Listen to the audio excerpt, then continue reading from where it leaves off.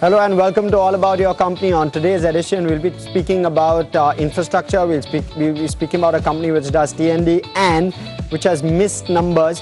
In fact, KEC International has not just missed numbers. What's also played out thereafter is analysts have cut estimates and cut earnings estimates very sharply.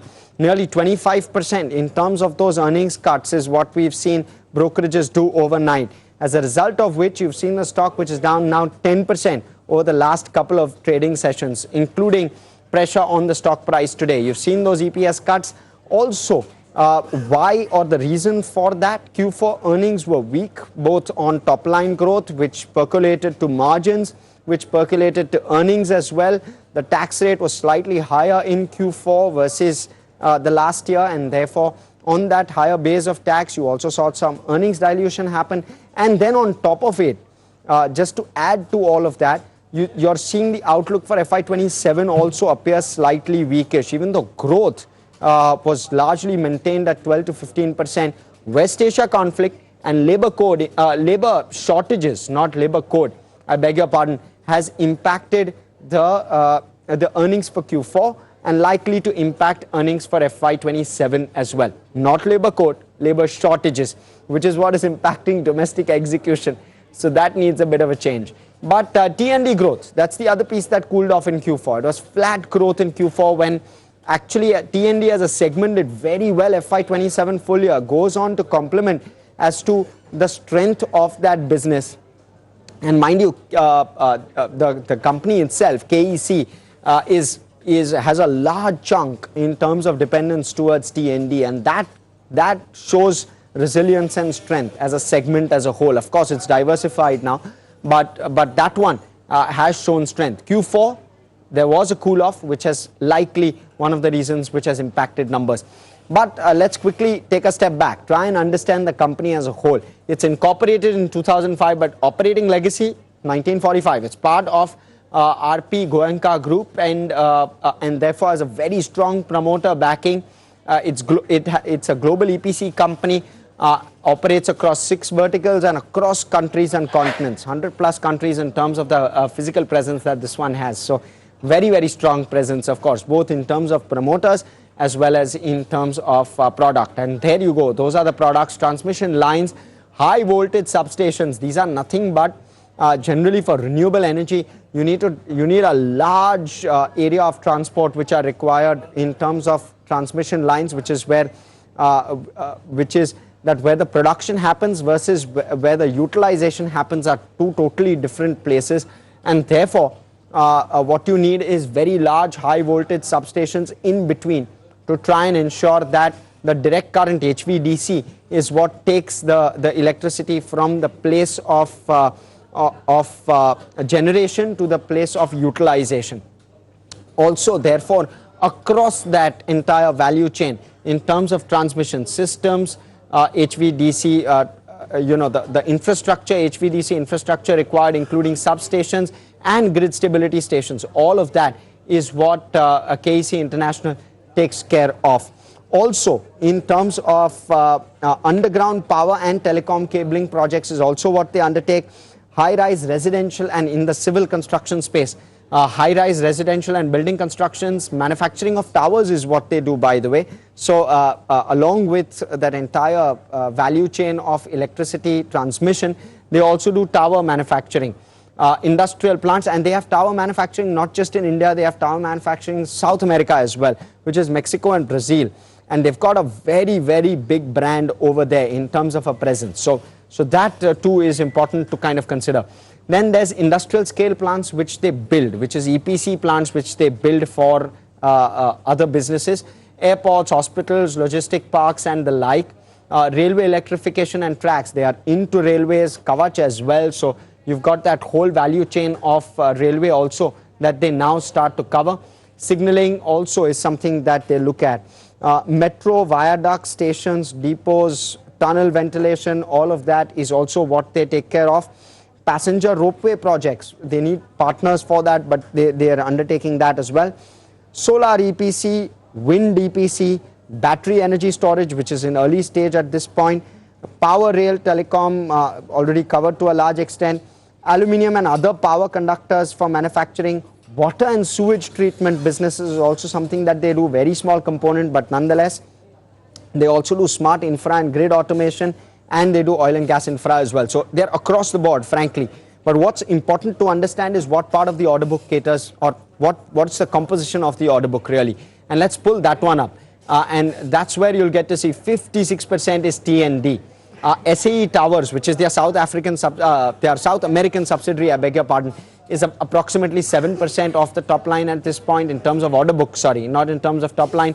Civil construction is 27%, transport is around 7%, and oil and gas and others is around 3%. So civil construction plus T&D is really where a bulk of the order book currently sits at. Now, in terms of geography, 48% is India, 52% is export, global footprint in over 100 countries is what they have. Given this understanding, let's take a bit of a step back. Of course, metals and the like will be utilized as part of their projects, and therefore the fact that metal prices are elevated kind of also impacts them. Plus the Middle East crisis, given the export tilt, the fact that supply chains need to get rewired is also the other concern. But let's pull out the financials, and the last 3-year CAGR on the revenue, despite the kind of miss that revenue has, or the drag on revenue in FY26, we've seen a 17% CAGR on revenue. So that's very, very impressive in terms of execution. Nonetheless, over the 3-year period, it's proven execution. EBITDA 19% growth and PAT 20% growth. So it's been EBITDA margin accretive as well. And let's pull out those margins and show you those margins as well. What you'll see on the margin count is they're currently at around 7% odd in Q4, 7.1% for full year FY26. But traditionally, margins have been higher. Of course, FY23 was a low base, and therefore you saw that PAT growth and EBITDA growth as well. And that's one of the reasons. But nonetheless, the 7% margin, kind of 7 to 8%, is what one can expect in a business like this. Let's look at order book now, and that kind of gives you the visibility. 1.7 times book to bill is what this one currently has. So it sits on a very healthy order book. Plus, on top of it, they'll do 15% growth next year on the 23,000 crore, 23,500 crore top line they've done this year, which is 26 to 27,000 crore of execution. And the order book accrual expected is 30,000 crore. They currently sit on an L1 of 40,000 crore. So very healthy pipeline per se. I've not included the extra 3,000 crore here of L1, but broadly that gives the numbers a lift as well. So that's something to consider. Now, so all of this looks okay. The worry starts with regard to the balance sheet. Receivables have started to balloon, inventory has started to sit, and that's because of, probably to some extent, because execution has slowed down in Q4. We'll try and understand what's playing out, but the book value currently sits at around 6,159 crore. It's around a 13,000 crore market cap, so 2 times book is what this one trades at. The borrowing number has inched upwards towards 5,100 crore. This excludes lease liabilities in terms of the borrowing number. Cash bank balance around 500 odd crore. So that's the way it's playing out. Let me now look at cash flow, and cash flow is currently negative, and that's because of all the working capital requirements that have come through, especially with regard to Q4, and that is expected to last into FY27, at least the first half as well, is what management is guiding. There will be some unwind which will happen both H1 as well as H2, but not entirely in H1. So that's the other piece. So we'll monitor that, but for the moment it's a bit of a drag, and which is the concern over here with regard to cash flow. Of course, there are working capital requirements in EPC businesses, and a lot of it sits in inventory and receivables as well. But that unwind should slowly start to happen. FY27 is that year, is what management is guiding for. Return ratios, they've been between maybe the 14 and 16% band. In FY23, it dipped to 12, but outside of that, it's been in that band, 18% in FY25, so that was impressive. But broadly in that band, you want to be in that band. Also, one more piece, you want to consider the valuations of this one. It trades at 14 times earnings. So for a 14% ROC, 14 times earnings, not too bad at all. So that's the other perspective you want to keep in mind. 50% promoter ownership, no concerns with regard to promoters, frankly. I mean, it's the Goenka group here, 50% holding, and that's really the spread with regard to the other shareholders. Let me look at valuations now, and it trades at 14 times 1 year forward, 18 times current, 18 to 19 times current. 5-year average is 19 times as well, but 5-year average on the 1 year forward is 19 times. So that's the play out. So you're penciling in zero growth at this point, yet it will be in line with 5-year average. The 5-year range though is 12.5 to 33 times. There has been a trim with regard to the expectations on this one, so that's what you want to start penciling in on the 1 year forward as well. But even despite that, it still trades at 14 times 1 year forward earnings, despite the 20 to 25% trim in earnings estimates across brokerage houses. Let's look at what analysts are saying. There are 21 buy calls, 4 hold calls, 2 sell calls, with a 32% upside that analysts are penciling in on a KEC International. So you're seeing a very strong upside, no concerns whatsoever. At least that's what analysts seem to be suggesting. Despite the cut in earnings, they still continue to hold ratings. Let me bring on board the management. We have the managing director and CEO of KEC International, none other than Vimal Kejriwal, joining us. Very good afternoon to you, sir. Let me first start off with Q4 and try and understand. Thank you for doing this. Try and understand what's played out in Q4, sir. Firstly, on the international side of the business, the Middle East, there's been some drag with regard to supply chain, which has impacted your business. You've said around 400 crore of business did not come through, or the execution didn't come through. Has that happened in Q1 FY27 pretty much immediately? Has that played out? Harsh, good afternoon, and thank you for the elaborate description you had about KEC. So I think it's too early to say whether everything will come out, because what's happening, let me just give you a little bit of background of Middle East. We have around 30 projects going on there. On the ground, the physical execution is going on, but the supply chain, which is material which have to be supplied from Europe or China or India, at least in March, were completely stopped. Plus, you also mentioned about inventory. So a large part of the inventory and working capital is also because we could not supply from our Dubai plant also. A part of that has happened. A large part is still in transit, because what is happening is, one is the logistic costs have shot up. Secondly, ships are not yet available. So my view is that a part of that will happen this quarter. Part of that may actually move in further down. Okay, but what you need to understand is that it's an EPC business where there is no revenue loss happening. Whatever we don't, whatever has not happened in Q4 will happen in Q1 or Q2. The other part on Middle East, since we are discussing Middle East, is that order intake is continuing, cash flows are happening. I think we have got almost 600, 700 crores of cash since 31st March also in this from Middle East. No, very heartening to hear. Just one follow-up on this one. So what is, how should an investor look at this? Is maybe if this West Asia crisis were to continue, execution will get stalled, right? And therefore, the way to look at this, Mr. Kejriwal, and tell me if I'm wrong, is that maybe there could be a quarter or two of deferral with regard to execution. Is that the right way to think of this? So in a way, it is right. When I say execution can, or when you're saying execution can get deferred, it would be more on the supply side. Physically, there is no embargo or no stoppage of work. Okay. What can happen is that today, let's say if I'm sending some steel from India to Dubai, earlier it would have reached in 7 days. Today it is taking 30 days to reach. So there would be some fallout on that part of it. But there are new tenders being awarded also. So there will be something happening. There can be some deferral, but I'm not too much worried about it. Yeah, it may go to Q2 or so, but at the end of the day, at the end of the year, I think we will be back to our normal where we do almost 25% of our revenues from that area. That will happen. I think we're pretty confident about that.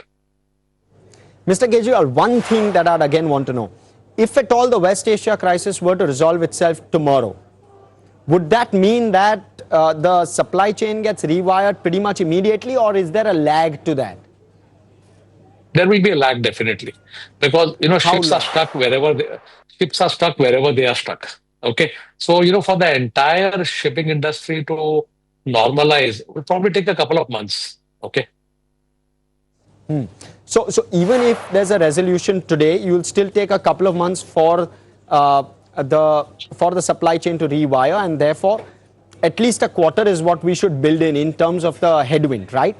That's the right way to think of this? On the supply side, construction on the groundwork is happening. Okay. So if you look at the supply side, supply will be roughly around 30% of my project costs. So 70% will keep on happening normally. 30% partly will get impacted because there may be some concern which you may not go, some will go in any case. Right. Right. Perfect. Okay. Now let's talk about domestic, because there's some headwinds there as well for you. There were labor shortages in Q4. Is that unwinding very quickly in Q1, or is that taking its time? It is not unwinding very quickly. Let me be very open with you, because what has happened is that Right. this labor shortage started from March, when you have traditionally the Holi and the Eid both fall in March. So people went away, and normally they would have all come back. Then you had the elections in Bengal and Assam. So most of the labor which work on these sites come from Bengal, Jharkhand, and Assam, from that area. So April was a disaster. Okay. May, the expectation was that post-election they will all come back very quickly. It's not happened that way. Like after the elections, I have got now around, I'll say 5,000 people have come back. We were expecting almost 15,000 to come back. So every day they're trickling in. So what has happened is, you had a problem in April, and most of this are part of our civil business. Okay. Transmission, we are still much better off than civil, but civil has been a problem. But as I said, now 5,000 have come back, and our expectation is by end of this month, you'll be back to the normal 30,000 people what we wanted to have. Correct. Two follow-on questions to this. One, does this mean higher cost of labor, at least temporarily? Will you see a bit of a spike, and are you seeing that spike already? And point number two, your contracts with your customers, especially on the civil side, does this at all delay the execution of those contracts, and therefore, in some form or shape, does it in any way impact revenue? Does it lower the revenue, the success rate, timeline-based kind of contracts? Is that something that you have? So a couple of things. One is, we have not seen any increase in the labor cost, if that's what we are talking. But I don't think the shortage has right now led to some significant increase in labor costs. Secondly, if you take, let's say, a typical civil contract, the labor part of it would be roughly 10-12% of the overall costs. So even if the numbers or the costs go up, it doesn't impact in terms of cost. Where the impact would come is that if the project gets delayed, then you have an impact on overhead and all that. So there are some delays happening, which is why, when we were asked about margins and all that, we said we would like to wait for a quarter and see, how the things pan out on the labor side, on the West Asia side and all that. Because some of them could be positive, like West Asia could be more rehabilitation work coming up, more, redundancy work coming up. So which is where I think we'll have to see on both the sides of the coin. No, the point taken. In fact, what I'm getting from you, Mr. Kejriwal, is medium term, there could be various positives which could actually play out. Given West Asia, there'll be some amount of rebuild which will be required, and maybe that helps you. Give me a sense, you've given 12 to 15% as the top line guidance. What's the base case for West Asia resolution and labor resolution? Because those are the two key headwinds for you. So the 12 to 15% growth, what's the downside risk to that? What's the upside risk to that? What's the base case that you're expecting a resolution on some of these fronts? I think the moment we give 12 to 15, that itself is that 12 is your base and 15 is your upper end. So you're confident of that? You're confident that in the worst case, you will do 12% growth? So you'll still do a 26,000 crore kind of top line? Yeah, please go ahead. Harsh, we have an order book plus L1 of 40,000 crores. And if you typically see my order book to revenue conversion, it's been 1.4, 1.5. So I don't think there is any problem. There are a lot of other companies where, who have long dated contracts. So typically we don't take very long dated contracts. We had a few of them in metros. They've all been completed. So what happens is most of my contracts range from, 12 to 18 to 24 months. So with an order book of 40,000, I have to execute them. Okay. So am I worried? I don't think we are worried about the revenue growth. No. Excellent. Give me a sense, T&D, because that's a large chunk of your business, order book as well. It's a business you know very well. You're traditionally good at it. There's an extremely strong need out there. You've done 22% growth, if I've understood it right, for FY26. What's the FY27 growth guidance there looking like? So there, I don't think we are looking at very significant growth. Obviously, it would be in the similar manner when we talked about 12 to 15% growth. I think that could be around 10 or 12% because civil will grow more. Okay, civil degrew last year. This year, we do expect civil to grow more. But it's a little bit difficult because what happens, let's say the West Asia crisis gets resolved immediately.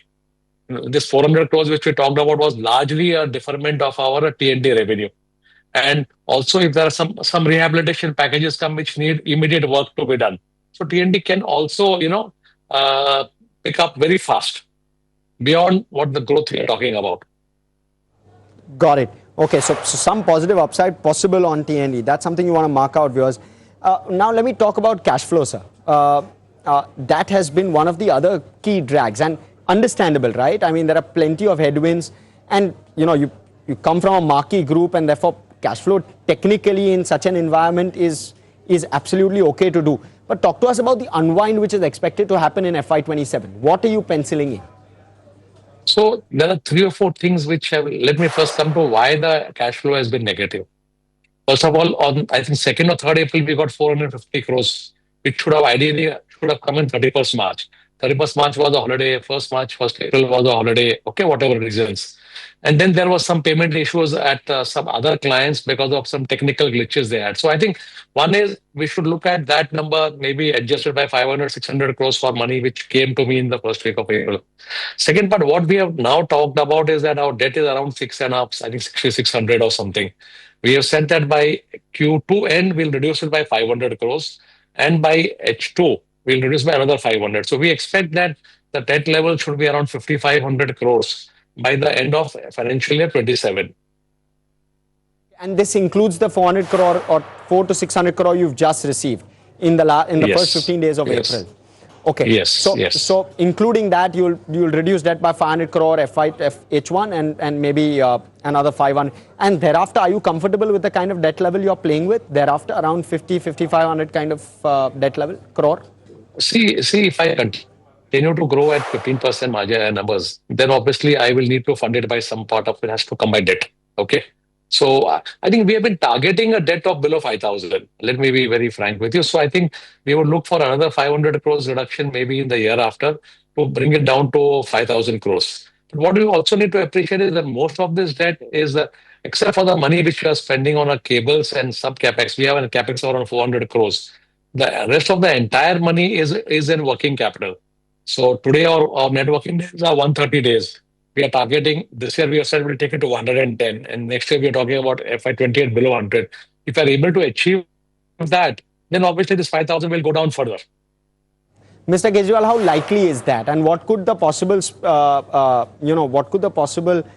factors be which could play a spoil spot to that? So likely, it is 100% likely. We have had earlier years before COVID, we were at NWC of less than 100. So is it likely or not? It is definitely likely. Otherwise, I would not have been mentioning that on screen, saying that we are reducing it. Spoil sport could be something like that. Let's say the war continues for a long time. We have a 25% exposure in Middle East. Okay. Today, a couple of our large clients may have some cash flow issue or they may delay. So beyond that, I don't see any significant challenge or why we should not be able to achieve those targets. It's always give or take 5 days here and there, but I don't see a major challenge in achieving those numbers 110 by FY27 and 100 by FY28 end. So last two questions. One is with regard to margins. You've done around 7.2% in this year. Yeah. What is the best case? What is the worst case? I understand from your commentary that best case is another 100 bips. So let's pencil in 8%, which is extremely strong, frankly. Or what could the worst case be? Or are we No, sitting at the worst case right now? I don't think we gave that number of 100 basis points and all that. In fact, we had Okay. a detailed discussion in one of our investor calls also, and we said that we'll talk about margins probably at the end of this quarter. By the time, the impact of West Asia should hopefully be settled in.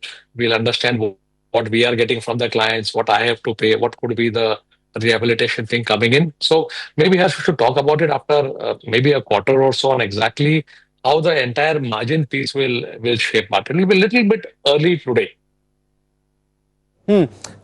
Sir, in a normalized environment, say FY27 was a normalized environment, would 900 crore broadly be the PAT if that were to play out in FY27? Would that be something? Because, and I come at 900 crore with a thought process that your average analysts are penciling in a 14 times earnings is what you will trade at, is what they're penciling in. And therefore, 900 crore of PAT is what they are really penciling in.